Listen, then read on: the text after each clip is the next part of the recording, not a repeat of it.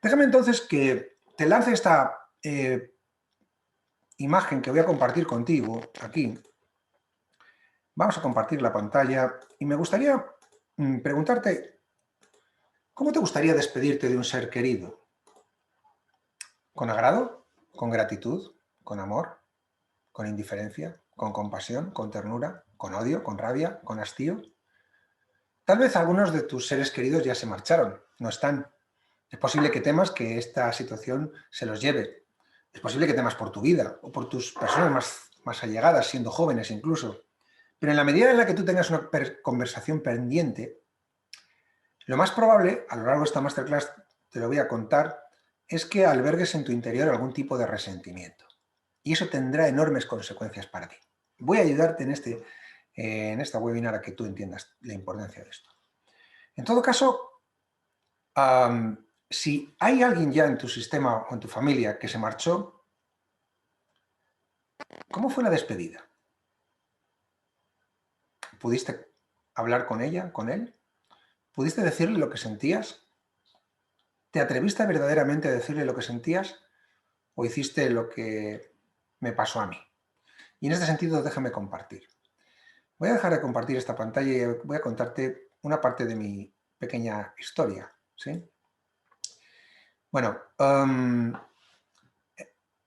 mi padre era unos 11 años mayor que mi madre. Mi madre tenía 19 años cuando yo nací, cuando yo llegué. Mi padre ya tenía unos 29 más o menos, creo recordar. Mi padre pues, se marchó cuando en el año 2006, después de una larga enfermedad, ya no pudo sostener más la vida y decidió marcharse. Tuvo un cáncer de próstata, tuvo una operación muy severa de corazón y los últimos 10 años de mi vida diría que fueron bastante duros para él, pero también fueron los años que provocaron un cambio en él.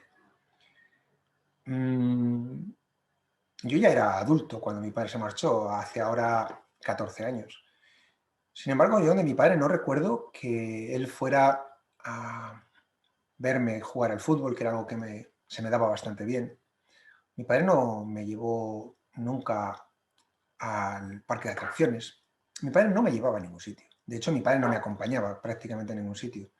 De él recuerdo básicamente su exigencia, especialmente en el campo de las matemáticas, en las que él era bastante bueno.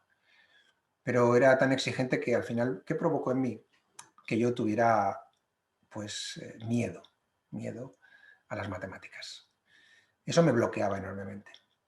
Mi papá pues fue un hombre muy trabajador, era muy divertido para los demás, pero tenía adicciones. Jugaba a los boletos, jugaba a las máquinas tragaperras, bebía.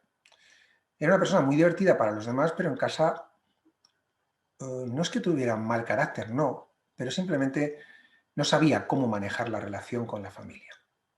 Era muy machista y uno de los días recuerdo que, aparte de ser un hombre ausente, estaba de lunes a sábado fuera y el sábado cuando llegaba del trabajo primero iba al bar a ver a los amigos y después ya pues venía a comer a casa, ¿no? Y recuerdo una vez que mi madre a las 3 de la tarde, esperando como muchos sábados en la mesa con los platos puestos, recuerdo que mi mamá me proponía que fuera a buscar a mi padre al bar. Y me lo encontré bastantes veces solo en la máquina tragaperras. Ya en el bar no quedaba nadie a esas horas, salvo los camareros recogiendo. Y mi padre me decía que me fuera para casa, que subiría dentro de unos minutos. He podido conocer a mi padre después, ¿no? La versión real, porque de niño yo no me podía hacer una idea. Pero en el año 2006, cuando mi padre se marcha, yo tuve la oportunidad de despedirme de él. Estuve junto a él en los últimos instantes y vi algo precioso que en mis programas suelo contar. Yo vi su momento, el momento en el que se marchó. Pero antes de irse, sentía la necesidad de decirle que había sido un buen padre para mí. Y se lo dije, pero después me di cuenta que yo no lo hice desde el corazón. Yo no había todavía liberado el resentimiento que tenía hacia mi padre. Lo había hecho para que mi padre se pudiera marchar sin la sensación de haber sido un mal padre. Años después me di cuenta de que de que aquel acto no lo había hecho por mí, que yo seguía guardando un resentimiento a mi padre. Y tuve la fortuna, después de todas estas crisis, de comenzar a despertar de esta parte que estaba oculta en mi vida, ¿no? Pude ver la sombra, la oscuridad que había en mí. Y gracias a poder despertar, pude empezar a comprender a mi padre, a mi madre, a mis abuelos, y eso me hizo profundizar en su historia. Me hizo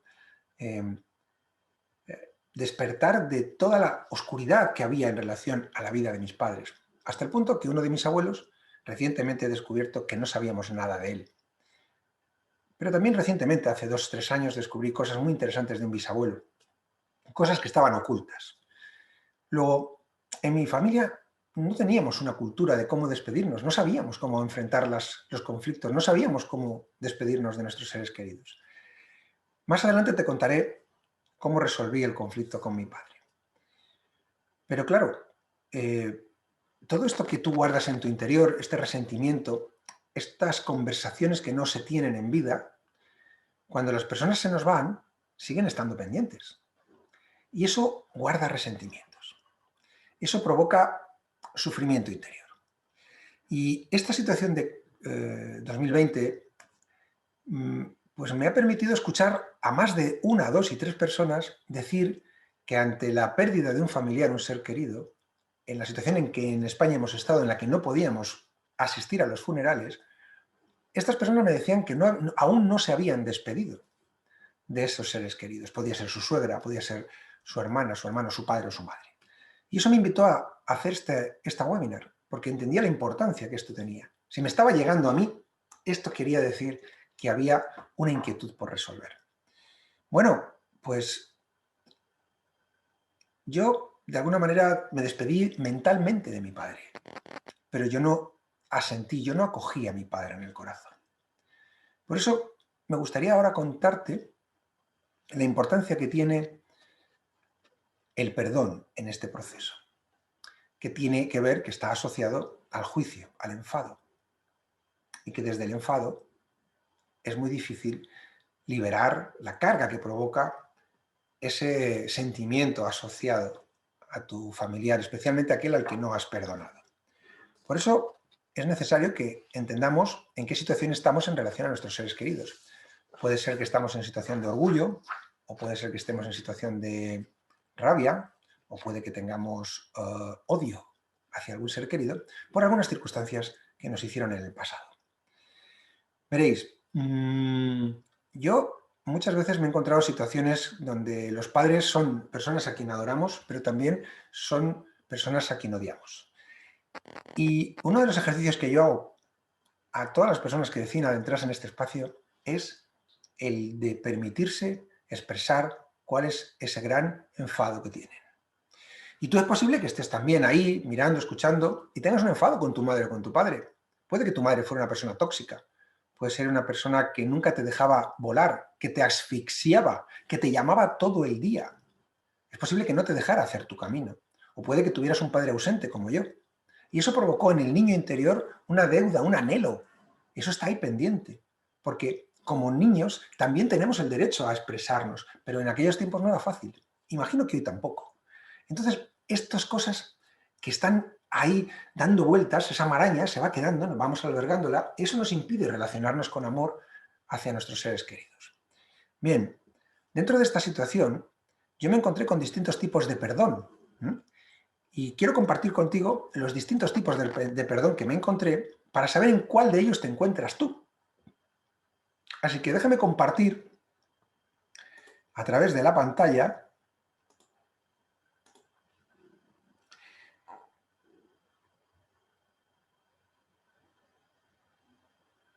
qué tipos de perdón puede haber. En primer lugar, nos encontramos el rencoroso, que este ni olvida ni perdona. ¿Te suena? Es posible que seas el pasota, que olvida pero no perdona. O puede ser el resentido, que perdonas con resentimiento, es decir, te resistes a perdonar y a la larga no terminas por olvidar. O el último escenario, Me gustaría leer esta frase, ¿no? Dice, ¿qué es la familia? Dice, la familia es un grupo de personas llenas de defectos que se reúne para que convivan con las diferencias y desarrollen la tolerancia, la benevolencia, la caridad, el perdón, el respeto, la gratitud, la paciencia, el derecho, el deber, los límites, en fin, que aprendan a amar, haciendo por el otro lo que les gustaría que hicieran por sí mismos, sin exigir de ellos la perfección que aún no tenemos. No nacemos donde merecemos, sino donde necesitamos evolucionar. Esta es una frase atribuida al Papa Francisco, al Papa actual, que me encanta. Me encanta porque efectivamente, estoy absolutamente de acuerdo con este escenario. Aunque no hay tiempo ahora para profundizar, más adelante en los programas que solemos hacer, damos detalle del por qué todo esto resuena conmigo. En todo caso, bueno, ¿quién de vosotros mantiene algún enfado con un ser querido? ¡Enfado! Enfado. Y yo voy a deciros lo siguiente, salvo que tú hables benevolencias de tu verdugo, todos albergamos algún tipo de enfado con nuestros padres, con nuestros hermanos. Todos, absolutamente todos.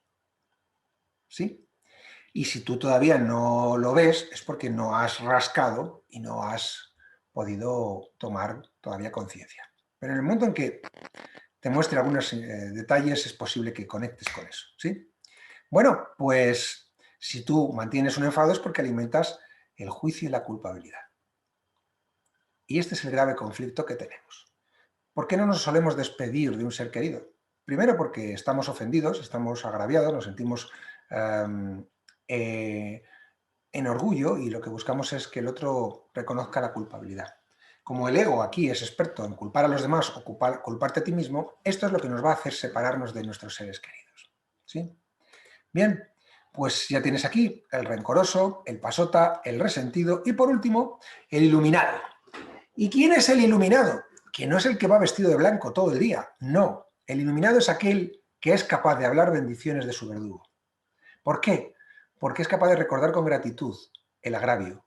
Con gratitud. Porque no guarda ningún rencor. Porque se ha librado del juicio por el agravio. Este es el auténtico iluminado. No el que va vestido de blanco hablando de Dios. Exactamente ese no sabemos si es capaz de haber trascendido algunos de los juicios, especialmente a los que no creen en Dios. Y cuando utilizo la palabra Dios, no estoy dándole un contexto religioso, sino que puedo poner un sinónimo que tiene que ver con el universo, con la fuerza, con la fuente, todo aquello que realmente es lo que ha sido capaz de crear la realidad que estamos hoy viviendo. Incluso hoy los científicos lo llaman también la simulación, porque estamos viviendo un holograma. Cuidado con esto. Pero más, si lo volvemos a aterrizar, ¿hasta dónde has trascendido tus juicios hacia tus seres queridos? Porque el juicio que tú mantengas hacia un ser querido en vida o no en vida, sigue siendo un juicio que está activo, que está abierto y que habrá que cerrar en algún momento.